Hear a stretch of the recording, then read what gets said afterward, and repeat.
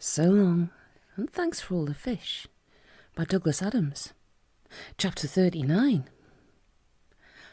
Arthur Dent was irritated to be continually awakened by the sound of gunfire. Being careful not to wake Fenchurch, who was still managing to sleep fitfully, he slid his way out of the maintenance hatchway, which they had fashioned into a kind of bunk for themselves, slung himself down the access ladder, and prowled the corridors moodily.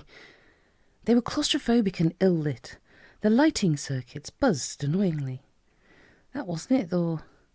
He paused and leaned backwards as a flying power drill flew past him down the dim corridor with a nasty screech, occasionally clanging against the walls like a confused bee as it did so. That wasn't it either. He clambered through a bulkhead door and found himself in a larger corridor. Acrid smoke was drifting up from one end, so he walked towards the other. He came to an observation monitor let into the wall behind a plate of toughened but still badly scratched perspex. "Would you turn it down, please?" he said to Ford Prefect, who was crouching in front of it in the middle of the pile of bits of video equipment he'd taken from a shop window in Tottenham Court Road, having first hurled a small brick through it, and also a nasty heap of empty beer cans. "Shh! Shh!" hissed Ford, and peered with manic concentration at the screen. He was watching the Magnificent Seven. "Just a bit," said Arthur. "No!" shouted Ford. "We're just getting to the good bit. Listen, I've finally got it all sorted out. Voltage levels, line conversion, everything, and this is the good bit."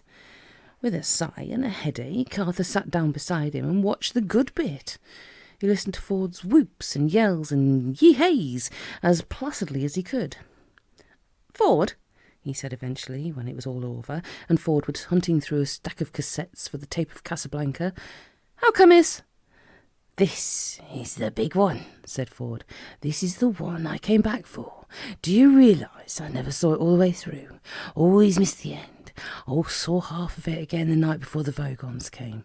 When they blew the place up, I thought I'd never get to see it. Hey, what happened with all that anyway?" "Just life," said Arthur, and plucked a beer from a six-pack.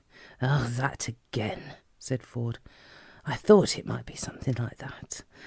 I prefer this stuff," he said as Rick's bar flickered onto the screen. "How come if what?" "What?" "You started to say, how come if—" "How come if you're so rude about the Earth that you— Oh, never mind, let's just watch the movie." "Exactly," said Ford.